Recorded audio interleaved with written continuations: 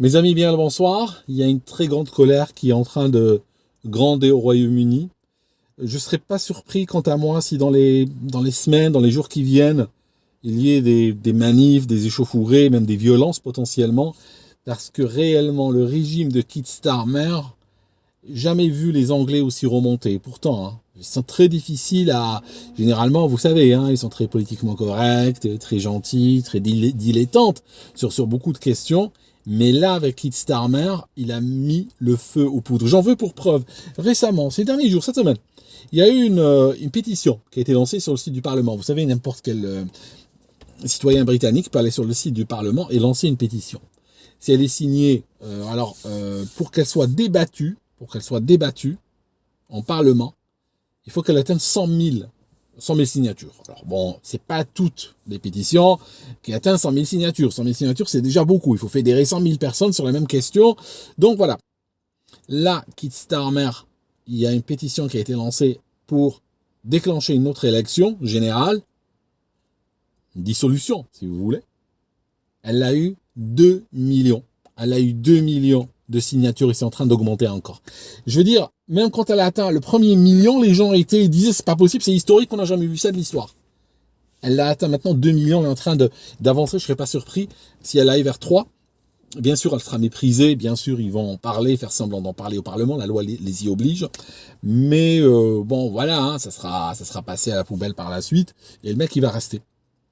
Ce qu'il a fait, et ça vous prouve pourquoi les gens votent au Royaume-Uni, ils votent travailliste une fois par génération. Pourquoi? Parce que le travailliste est un traître, à la base. Fondamentalement, c'est un traître. Donc, qu'est-ce qu'il fait? Il va faire des promesses, il va parler de choses, promettre des trucs et tout. Et ça, j'ai envie de dire, le gars de droite fait pareil. Mais il a poussé le vice extrêmement loin. Je m'explique. On a l'habitude de voir des hommes et des femmes politiques promettre des choses, monts et merveilles, comme on dit, puis arriver au pouvoir et un petit peu mettre de l'eau dans leur vin. Parfois, ils ont été trop optimistes, tout ça. On comprend jusqu'à un certain point la bonne foi. On se dit, bon, ils sont de bonne foi, on peut défendre la personne, on peut se dire, non, non, écoute, tu pousses un petit peu, il est de bonne foi, il pensait que c'était faisable, bon, il arrive, il y a des réalités, il est obligé de faire avec. Keir Starmer a poussé cela jusqu'à son extrémité, jusqu'à ce que ça devienne caricatural. Il a fait l'inverse de tout ce qu'il a promis. Il a mené une campagne électorale avec des promesses. Une fois qu'il pose son derrière sur le siège, il vire de 180 degrés et il dit voilà maintenant mon programme, mon vrai programme. Ce qui est extrêmement grave. Je pense qu'on devrait, si on veut renforcer la démocratie, que ce soit ici ou ailleurs, on devrait créer un système où les promesses électorales doivent être signées par les candidats, validées ou contresignées par un conseil constitutionnel ou un conseil quelconque, n'est-ce pas? Et par la suite, si le candidat remporte les élections, il arrive au pouvoir et il dit je ne veux pas ou je ne peux pas ou autre, par exemple il dit je baisse les impôts et il les augmente, ou il dit je promets de baisser la TVA et puis la TVA reste la même, à ce moment-là, il est obligé de démissionner et appeler une autre élection. Ça responsabilisera les politiques. Ça signifie qu'ils disent, attends, ne promets pas n'importe quoi, parce que sinon, tu arrives, au bout de 6 semaines, t'es dehors. Manu militari, ça signifie, vraiment, tu dis, j'arrive pas à respecter, tu pars. Parce que quand on vote pour un programme, on vote pour des promesses électorales. Et là, lui a complètement... Je vous donne juste un exemple. Il arrive au pouvoir, il y a un truc qu'il a fait. Tout de suite, il va augmenter la TVA sur les comment on appelle ça, les garderies pour enfants. Ce qui est assez ahurissant, je vous raconte une histoire. Combien coûte une garderie en France? Juste pour... dites-moi dans les commentaires, s'il vous plaît, si vous êtes en France, en Suisse, en Belgique, dites-moi juste le pays où vous êtes, ou peu importe, même si vous êtes en Afrique, aux États-Unis, tout ça. Écrivez-moi dans les commentaires, vous mettez « J'habite dans tel pays, voici combien coûte une garderie du lundi au vendredi ». Vous savez combien coûte une garderie ici? On est en train de parler lundi au vendredi pour qu'ils gardent l'enfant du matin quand ils ouvrent de 8h du matin grosso modo jusqu'à 18h. On est en train de parler de 1 500 € par enfant par mois. Okay, voilà le prix. Et tu as d'autres, ça c'est le minimum, ça c'est le prix standard. Quand tu commences à téléphoner à droite à gauche, des gens te diront 1490, d'autres te diront 1550, certains te diront 1700, mais grosso modo c'est de ça qu'on parle. Tu vois ce que je veux dire? Sachant qu'on est dans un pays avec des salaires extrêmement bas. La majorité des gens, beaucoup de gens ne font pas ce salaire par mois. De sorte que souvent les gens, ils ont le choix, soit ils font des enfants, soit ils travaillent, ils peuvent pas faire les deux. Et tu as beaucoup de gens qui préfèrent rester à la maison, faire des enfants, être à l'aide sociale. Et encore, hein, c'est pas une vie, hein, c'est pas l'État-providence, c'est terminé il y a longtemps. Tu vois ce que je veux dire? Catastrophe. Autre chose. Il disait qu'il allait retirer la TVA sur les écoles. Il arrive. Non, qu'est-ce qu'il a dit? Attends, En fait, il a dit tellement de promesses, il est revenu dessus. Oui, il arrive. Il a introduit une TVA sur les écoles privées. Il a dit oui, c'est un privilège, bam. Il faut savoir une chose, que par exemple en France, une école privée, elle reçoit de l'argent de l'État. Pourquoi? Parce que cette école privée, quelque part, si cet enfant n'était pas dans l'école privée, il serait où? Il serait dans l'école d'État et il coûterait à l'État. Donc, si on le prend dans une école privée, les parents payent une partie et l'État paye aussi en partie parce que voilà, il est soulagé de ne pas avoir cet enfant dans une école publique. Il est parti en guerre contre les écoles privées. Il a mis une TVA à 20% dessus. Voilà, 20%. Beaucoup de parents qui payaient 1000 euros par mois, 1200 euros par mois pour une école privée, là, soudainement, le prix augmente de 20%. Ils peuvent pas. C'est pas possible. Ces enfants pourront pas être scolarisés. Il y a déjà des écoles privées qui ferment. Reviendront dans l'école publique et puis coûteront plus cher aux contribuables. Vous voyez? Il a fait quoi? Un truc le plus scandaleux par lequel il a commencé, c'est ici, on a des vieux, des retraités, qui peuvent pas se payer le chauffage. Parce que, vous savez, moi je vous le dis, on est dans un pays tellement froid, que si ce pays, il n'y a pas de chauffage, on peut tous mourir. C'est un pays avec des hivers interminables, il fait froid, le chauffage doit être un droit humain fondamental, inaliénable, qu'on puisse payer ou pas. Il doit être fourni gratuitement. Ici, le chauffage est en train de devenir un privilège de caste, comme tout pratiquement. Donc, qu'est-ce qu'il fait le mec? Il y a une aide assez misérable, qu'on distribue à des gens qui ne peuvent pas se payer le chauffage, pour les aider à payer le chauffage. Il arrive, il dit non, moi je la retire. Voilà. Moi, vous n'êtes pas là pour vous chauffer avec le climat, n'est-ce pas? Le climat on peut mourir de réchauffement climatique alors qu'on est en train de mourir de froid climatique, littéralement.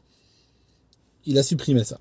Alors, avec la suppression de cette aide pour les personnes qui ne peuvent pas payer le chauffage, on a des morts ici de froid. On a des vieux qui passent leur journée dans le bus, n'est-ce pas? Ils montent dans le bus le matin et ils restent parce qu'ils ont un abonnement de bus. Et comme il fait froid chez eux, dans le bus c'est chaud. Voilà, juste pour avoir de la chaleur, ils restent dans le bus toute la journée. Eh bien, il a enlevé cette aide aux vieux.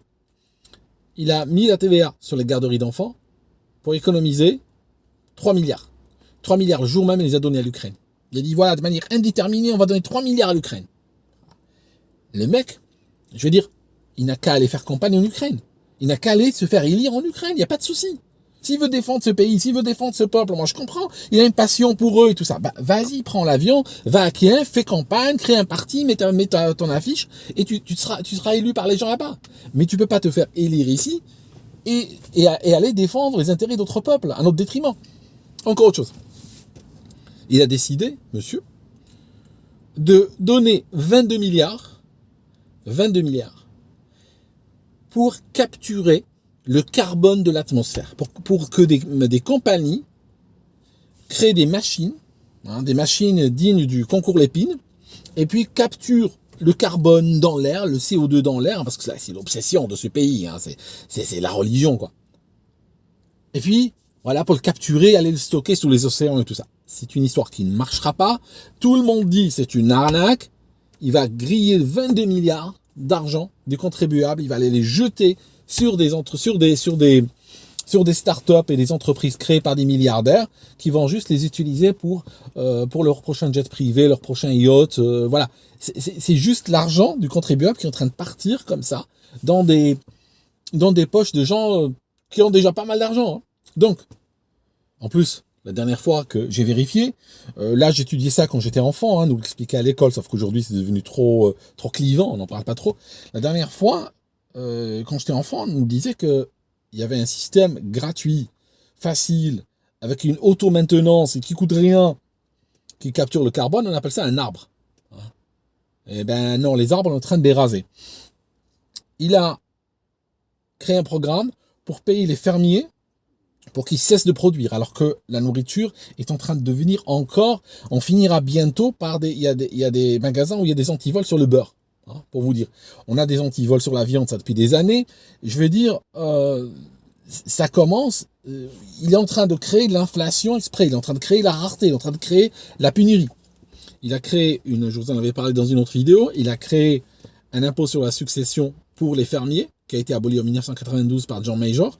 Il l'a mis en place, et puis pour rajouter vraiment le truc, pour montrer de quel bois il se chauffe, il a mangé avec BlackRock, et il a fait un tweet d'allégeance à BlackRock en disant « Je ramène BlackRock », qui est le capitalisme de prédation. Ok. Alors que le gars est supposé être de gauche. Hein. Je vous dis un truc. Il y a plein de British qui n'en peuvent plus, qui sont sur le point d'éclater. Et je pense que ça va finir dans la rue, cette histoire. Ça, c'est le premier point. Le deuxième point, il y a des gens qui disent, au Royaume-Uni, et je vois ça d'ailleurs en France, oui, voilà, nous sommes en train d'aller vers le communisme, vous voyez, un pays communiste, etc. Bon. Il faut rendre à César ce qui appartient à César. Ok, il faut être juste. Les pays communistes, même si tu as des affairistes dedans et tout ça, tu dois pas t'endetter à 30 ans auprès d'une banque pour acheter, pour avoir un toit sur la tête, n'est-ce pas? Ça marche pas comme ça. Dans un pays communiste, tu vas faire un dossier, tu attends 5-6 ans et on te donne un appartement gratuitement. Voilà. Ou on te le donne pour une somme modique que tu payes à l'État. 0 intérêt, tu vois. Au moins, dans les pays communistes, c'est vrai qu'on peut pas devenir millionnaire dans les pays communistes, hein. Bon, parce que, voilà, ils sont pas très propriété privée, sauf que dans les pays capitalistes aujourd'hui, voilà, tu veux pas non plus devenir millionnaire, hein, pour la majorité des gens, tu as toujours ce rêve, mais la majorité des gens ne le réalisent pas. Et puis, la propriété privée, hein, les gens sont fauchés, les gens, ils n'ont rien. Donc, je veux dire, on a beau dire, oui, c'est vrai que les marxistes, ils sont contre la propriété privée. Ouais, bon, la propriété privée, les pays qui sont pas marxistes, t'as l'impression qu'il y en a, la propriété privée? T'en as beaucoup, toi, de propriété privée? Je veux dire, non, la propriété privée, même dans le capitaliste, il est contre la propriété privée parce qu'il la veut tout pour lui et rien que pour toi. Ah, c'est ça l'idée. Tu vois ce que je veux dire? Donc, on n'est pas dans un système, on n'est pas du tout dans un système communiste. Parce qu'au moins, dans un système communiste, t'as les hôpitaux gratuits, t'as le logement gratuit, l'école gratuite, la garderie gratuite. Il y a quand même beaucoup de choses qui sont redistribuées par l'État. Aujourd'hui, on a des États qui prennent tout et qui considèrent qu'ils ont un droit absolu, inaliénable à capturer une partie de plus en plus grande du fruit de notre travail et le distribuer à l'étranger, à des amis à eux. Alors, je vous dis un truc. Aujourd'hui, il n'y a ni la gauche ni la droite. Il n'y a pas la gauche, il n'y a pas la droite. Ça n'existe plus, ça. Ça n'existe plus. Il n'y a que deux choses. Il y a les mondialistes et il y a les souverainistes. C'est la seule... Si je regarde tous les partis qui existent aujourd'hui, toutes les mouvances, les hommes politiques, les discours, tout ça, on peut vraiment tracer la ligne là, si on cherche une différence. Mondialiste, souverainiste. Souverainiste, ça ne veut pas dire quelqu'un de haineux avec une croix gammée ou un truc comme ça. Non, c'est pas ça. Souverainiste, ça veut dire quelqu'un qui va servir sa nation, qui va servir son peuple. Ça signifie qu'il va regarder vers l'intérieur, qu'il va diriger les efforts nationaux vers l'intérieur. Et un peuple peut vraiment faire beaucoup de choses. Hein, regardez, il y a des pays, vous regardez juste les pays d'ex-Yougoslavie, regardez comment ils étaient en train de s'entretuer dans les années 90. Regardez comment ils sont aujourd'hui. Beaucoup sont des pays florissants. Je veux dire, c'est pas, on se comprend, c'est pas Singapour non plus, mais par rapport à là où ils étaient avant, voilà. Regardez le Rwanda, je veux dire, c'était un non-pays dans les années 90, 1994, une boucherie sans nom. Regardez aujourd'hui, c'est le pays qui s'en sort le mieux en Afrique. Quand on dirige les efforts nationaux vers l'intérieur, on peut faire énormément de choses. Regardez, je vous donne un exemple. Par exemple, en Libye, à l'époque de Kadhafi, d'ailleurs c'est pour ça qu'il a été flingué, les gens recevaient, quand ils se mariaient, ils recevaient leur logement gratuitement de la part de l'État. Soit gratuitement, soit s'ils voulaient un logement plus grand, ils pouvaient emprunter à l'État à taux zéro. Pourquoi c'est pas possible en France? Je veux dire, pourquoi pas? Regarde, c'est quoi la dette immobilière de tous les Français réunis? Je crois qu'on est en train de parler de 1,4, 1,5, enfin 1400, 1500 milliards. Voilà. Ça, c'est la dette immobilière des Français. 1400 milliards, mettons. L'État français a dépensé en quelques mois, littéralement, a grillé 600 milliards rien qu'en Covid. Voilà. Rien qu'en Covid, rien que vous rappelez cette histoire, 600 milliards à coûter. Quand on veut trouver l'argent, on peut. L'État, sur l'histoire du carbone et de la transition climatique et machin, pour satisfaire des lobbies idéologiques, on est à plusieurs centaines de milliards. Je crois que entre ces deux postes que je viens de vous dire, on est probablement dans les 1000 milliards. Si je rajoute ce qui est donné à l'Union européenne, si je rajoute ce qui est donné à l'Ukraine, si je rajoute ce qui est donné aux commensaux de la République, je les ai, mes 1400 milliards. L'État va aller chez les banques, acheter toutes les dettes immobilières des Français et les annuler.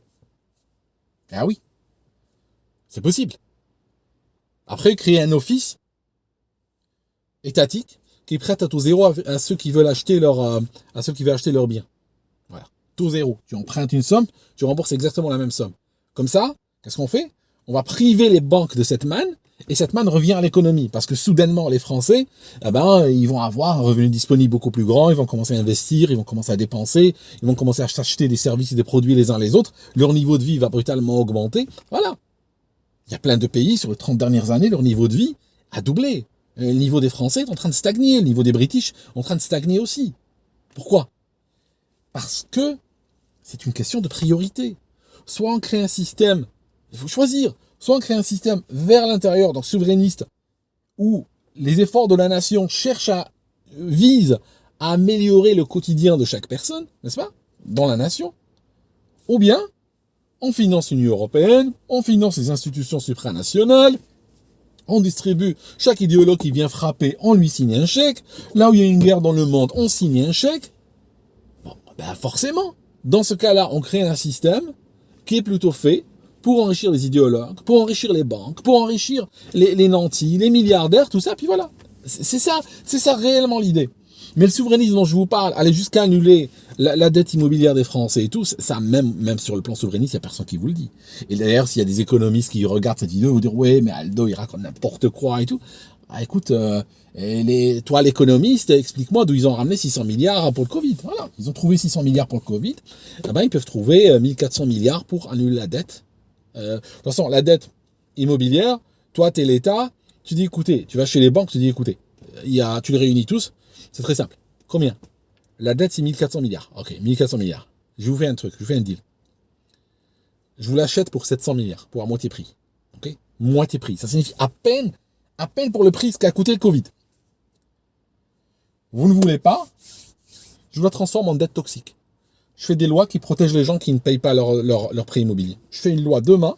Je déclare que si quelqu'un ne paye pas son prêt immobilier parce qu'il a des problèmes financiers, ou il est serré, ou il n'a pas assez d'argent à la fin du mois, fait un dossier, dépose en préfecture, la dette est gelée jusqu'à nouvel ordre, jusqu'à l'amélioration de sa situation. Et tu n'as pas le droit de le sortir de son logement, et tu as le droit de rien faire. Tu n'as même pas le droit de l'emmerder, tu n'as même pas le droit de lui écrire une lettre ou de lui téléphoner. Sinon, il te porte plainte pour harcèlement. Hein? Pourquoi? Regardez, quand des squatters arrivent, quand des squatters lambda cassent la porte, rentrent, ils sont protégés. Tu hausses le temps et la police vient. Moi, j'ai un ami, il a haussé le temps contre des squatters. Les policiers ont dit, attention, regarde, on est là. On t'emmène, tu passes la nuit. Attention. Bon, moi, je fais la même chose pour les banques. Ok. Le gars, vous lui avez prêté de l'argent? D'accord. C'est un squatter maintenant, il a des droits. Taisez-vous, ne l'emmerdez pas. Voilà. Il rembourse quand il rembourse. Vous n'avez pas le droit de toucher la maison. Voilà, il y a des gens qui habitent. Qu'est-ce que vous voulez faire? Pourquoi on fait pas ça aux banques? Ah, mais non, on peut pas. Parce que bon, voilà, les banques, c'est ça. Et aujourd'hui, on est au service des banques. Aujourd'hui, on a des nations. On crée des nations et on est au service des banques. Là, je suis dans un parking. Je peux vous dire, la majorité des voitures qui sont là appartiennent à des banques. Les gens sont en train de payer la banque pour posséder une voiture. Et parfois, ils ont payé plus en valeur, en intérêt, à la banque que à ceux qui ont fabriqué la voiture. Vous savez, pourquoi les entreprises sont en train de couler, Volkswagen, pourquoi ils sont en train de couler? On peut toujours expliquer ça par beaucoup de manières. Mais une autre manière, qui est en train de vous dire que, avec la financiarisation agressive qu'on a dans la société aujourd'hui, ce qui est en train de se passer, et j'aimerais bien voir un économiste en parler, c'est que celui qui fabrique le produit a de moins en moins de valeur par rapport à celui qui le financiarise. Ça signifie qu'il y a quelqu'un qui fabrique une voiture, qui met tout son savoir-faire, qui emploie beaucoup de gens et tout, qui transforme littéralement de la matière première, littéralement de la terre, qui te la transforme en voiture, qui te parle, qui te guide avec un GPS et tout ça, lui gagne beaucoup moins que celui qui arrive derrière, qui met de l'argent et qui va emprunter aux clients et tout ça. Il y a des compagnies allemandes qui ont le bras financier. Je crois que je ne sais plus qui c'était. C'est Volkswagen ou je ne sais plus, ne me citez pas sur le nom de la compagnie, qui gagnait plus avec son bras financier qu'avec son bras industriel. Ça signifie que la voiture devenait juste un objet qui sert à adosser de la dette. Ok? Donc, au bout d'un moment, le financier, lui, qu'est-ce qu'il fait? Il veut pomper de plus en plus, il veut prendre de plus en plus. Vient le moment, celui qui fabrique par exemple la voiture ou le produit, va se dire, moi, je gagne plus rien là-dedans, moi, ça me sert à rien de travailler là. Je veux dire, toute la plus-value est capturée par une banque. Ben, je fabrique plus de voitures, au revoir, je ferme. C'est ce qui est en train de se passer. À tous les niveaux. Au niveau des fermes, au niveau de tous les travailleurs, sont en train d'étouffer pour payer les banques. Je dis, au bout d'un moment, il faut qu'on leur fasse un coup d'état, les banques. On arrive, on nationalise tout. On nationalise la dette, soit je vous nationalise la dette maintenant, soit on la transforme en dette toxique. Comme vous voulez, vous choisissez. Vous signez maintenant, je vous l'achète pour 50 centimes l'euro. Et encore, je suis gentil, parce que j'aurais pu faire, je peux vous donner 10 centimes l'euro également, je peux aussi vous envoyer en prison. En regardant dans vos dossiers et tout ça, je suis sûr qu'il y a des choses qui ne collent pas. Voilà, c'est tout. C'est tout. Ils sont obligés de la fermer. Qu'est-ce qu'ils vont faire? Ils vont te faire la guerre? Ils vont envoyer des missiles? Ils vont rien faire. Ils vont s'écraser. Oui, les banques peuvent jouer, vendre, machin, tout ça. Non. Les banques savent que celui qui est fort. Regardez, la Russie. Bloqué de système SWIFT, machin, toutes les transactions sont annulées, refusées, tout ça. Les banques refusent les virements verts et depuis, qu'est-ce qui se passe? Ils sont morts? Ils sont pas morts. Qu'est-ce qu'il va te faire la banque? Elle va t'envoyer un missile hypersonique dessus? Ils vont rien faire. Ils se font s'écraser, c'est tout. Voilà. Mais bon, ça c'est un discours, on va dire, c'est la politique d'homme, quelque part. Et bon, tu vas pas trouver beaucoup de gens pour aller aussi loin. Moi, j'ai aussi loin. Là, je suis en train peut-être un peu de me révéler, mais je suis de ce niveau-là, en réalité. Si j'avais le pouvoir, je vous assure que ça va twister. Hein. Je vous assure que ça va twister. Hein. Il y aura des chars dans les rues, hein, je vous le dis. Hein. Le char garé devant la banque avec le canon pointé sur la fenêtre du PDG. Quand je l'appelle, je dis regarde par la fenêtre, t'as vu? Oui. C'est combien de millimètres? C'est 140 millimètres. Là, il te sort de l'autre côté de l'immeuble. Ok? C'est comme ça qu'il faut leur parler, ces gens. Je vous assure. On est des civilisations aujourd'hui qui vont mourir. C'est sérieux ce que je vous dis. Je vous assure que c'est pire que recevoir une bombe atomique. Les gens ils disent oui, Poutine peut nous envoyer dessus une bombe atomique avec un missile hypersonique et tout ça. Tu sais quoi, Poutine, si tu nous entends, juste envoie là ta bombe. Envoie là. Ça nous soulagerait. Ça serait une bonne chose à la fin. Au moins on ira plus vite. Au moins on disparaîtra. Bam, comme ça, un grand flash, un nanoseconde, on est loin. C'est pire ce qui va arriver. C'est pire ce qui va arriver. L'homme va manger l'homme, mes amis. L'homme va manger l'homme. Tu rêverais d'arriver. Tu rêverais à ce qu'une bombe atomique te fasse disparaître. On dit oui, Aldo, moi j'ai peur de la bombe atomique. Non, moi j'ai pas peur de la bombe atomique. Qu'elle arrive, qu'elle vienne la bombe atomique. Et voilà. Notre sort sera meilleur sous une bombe atomique. Non, je vous assure, mes amis, c'est très sérieux. Hein. C'est vraiment très sérieux ce qui est en train de se passer. Il faut reprendre sa liberté. Si vous ne pouvez pas reprendre votre liberté, ma foi, ben voilà quoi. Hein. Je sais pas. Voilà les amis, je suis désolé d'autant de radicalisme, je suis assez radical politiquement parlant, juste j'essaie un petit peu d'être mou parce que ouais, vous voyez c'est comme ça, hein. Parce qu'avec un programme pareil, je veux dire, tu vas pas très loin, hein. C'est clair, même l'électorat il a peur de toi, hein. Lectorat, tu lui dis, je sors un Charles Leclerc, je le place devant la fenêtre d'une banque et je pointe le canon dessus, il va te dire, mais t'es malade, je vais pas voter pour toi, non. Voilà, bon, bah, tu votes pour l'autre, hein. L'autre, il protégera la banque, t'inquiète pas, et tu galéreras jusqu'à ta mort, littéralement, pour payer la cinquième maîtresse du banquier, quoi. C'est que tu choisis, hein. Voilà, tu choisis. Ah, ça ou ça, hein. Aujourd'hui, franchement, je vous dis un truc. La vie est en train de se compliquer. La vie est en train de se compliquer. Mais les solutions sont en train de se simplifier, si vous regardez quelque part. Hein. C'est clair qu'on est en train de parler en termes de bombes atomiques, des missiles hypersoniques, on est en train de parler de choses simples. Hein. Vous voyez ce que je veux dire? C'est en train de se simplifier, les choses. Si vous continuez à boire du bromure là au robinet, ou je sais pas ce qu'on vous fait boire, et puis rester mou comme ça, voilà. Nous, on est foutus ici. Hein. Nous, on est foutus. Si les British ne sortent pas tous comme un seul homme pour reprendre en contrôle leur pays, reprendre en contrôle leur destinée, comme d'autres peuples l'ont fait d'ailleurs dans le passé. Je veux dire, voilà quoi. Au bout d'un moment, tu te dis, si tu n'es pas prêt à t'élever à ce défi-là, bon, ben, si tu mérites ton destin quoi quelque part, hein, tu restes là et puis tu attends. Voilà. En tout cas, on va regarder les news, on va voir ce qui va se passer. Et puis, on se voit quand on se voit. Je voulais vous montrer mon livre, je sais même pas où je l'ai foutu. Moi, en termes de pub, en termes de marketing, je suis vraiment... Tu vois, là, il y a des gens, dès le début de la vidéo, ils t'auraient déjà montré 15 fois le livre, tout ça. Moi, je sais même pas où il est, quoi. Franchement, c'est pas possible. C'est pas possible. Bon, celui-là est sur la Lune, n'est-ce pas? C'est sur la Lune. J'adore, parce que j'adore ce livre. Parce qu'il a donné des nuits blanches à des gens. Et ils ont dit, oui, Aldo, viens, il faut que je débatte. Je dis un truc. Je vais être clair avec vous, mes amis. Je suis plus là pour débattre les mensonges de l'Empire. Je suis là pour les casser. L'époque des débats, l'époque du gentil, de je sais pas, de je suis pas sûr, du peut-être est terminée. Hein. Je suis plus là-dedans, moi. C'est fini. C'est fini. Là, on est en train de parler de missiles hypersoniques qui peuvent nous tomber sur la figure. Je suis en train de te parler de nations qui sont complètement au service du Moloch, de la banque. Ok? Les voitures appartiennent aux banques. Les maisons, je peux rouler pendant des kilomètres devant des maisons appartenant toutes à des banques. Il y a des gens, leur montre appartient à la banque, leur pull appartient à la banque, c'est payé par carte de crédit. Je veux dire, au bout d'un moment, toute notre vie, on est en train de la virer aux banques. Voilà. Eh ben oui, les communistes sont contre la propriété privée. Je veux dire parce que les capitalistes sont pour la propriété privée, hein, mais pour la propriété privée du banquier, hein, et des milliardaires et tout ça. Bon, voilà. C'est terminé, hein, l'époque des machins, c'est fini. Là, aujourd'hui, il faut qu'on soit un peu plus direct. Hein. C'est terminé les histoires. Il faut qu'on aille au niveau suivant, parce que sinon, on est en retard. Tu vois ce que je veux dire? Le pire qui peut t'arriver dans la vie, que ce soit ta vie professionnelle, ta vie en tant que citoyen, tout ça, c'est être en retard d'une guerre, c'est être...